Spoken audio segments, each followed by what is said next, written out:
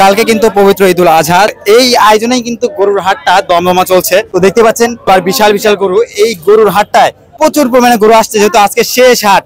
প্রচুর পরিমাণে গরুর সমারোহ নিয়ে কিন্তু আজকের হাটটা শেষ হবে, কারণ কালকে কিন্তু কুরবানির ঈদ।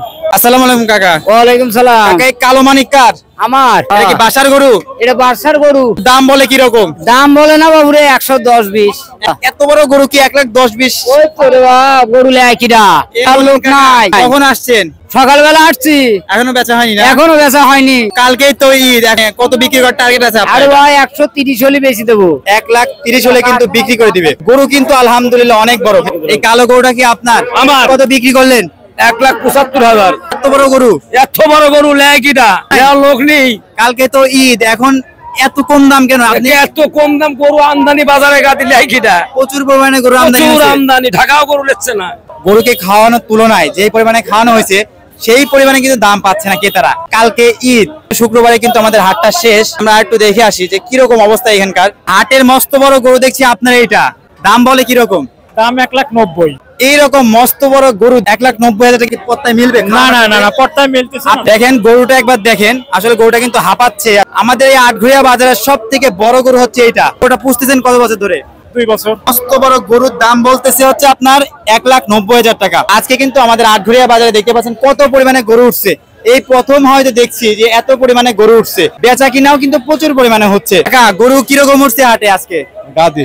এইরকম গরু কি এর আগে কখনো উঠছে হাটে? না, এই হাটে ওঠে না। বেচা কিনার মান কিরকম?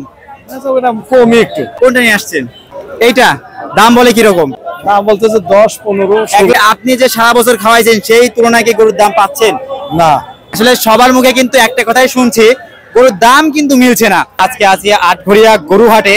তো কালকে ঈদ, আর আজকে কিন্তু গরুর হাটে জমজমাট গরু বেচা কেনা চলছে। আসলে সবারই একটা ঈদের আমেজ চলে আসছে, যে কালকে যেহেতু ঈদ, তো ঈদ উপলক্ষ করে কিন্তু প্রচুর পরিমাণে বেচা কেনা এটা সমারোহ পাচ্ছে। তো মস্ত বড় বড় গরুগুলো কিন্তু নিয়ে চলে আসছে বিক্রেতারা। কাকা, এটা তো হাটের সব থেকে বড় গরু দেখছি।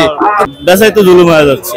দেখতেই পাচ্ছেন কাকাটা গরু কিনছে 2,50,000 দেখ। বাট গরুটা দেখেন, তো আপনার বিক্রি করার ইচ্ছা আছে কত এখন? ধরেন 60-70 হলে ছেড়ে দেবো।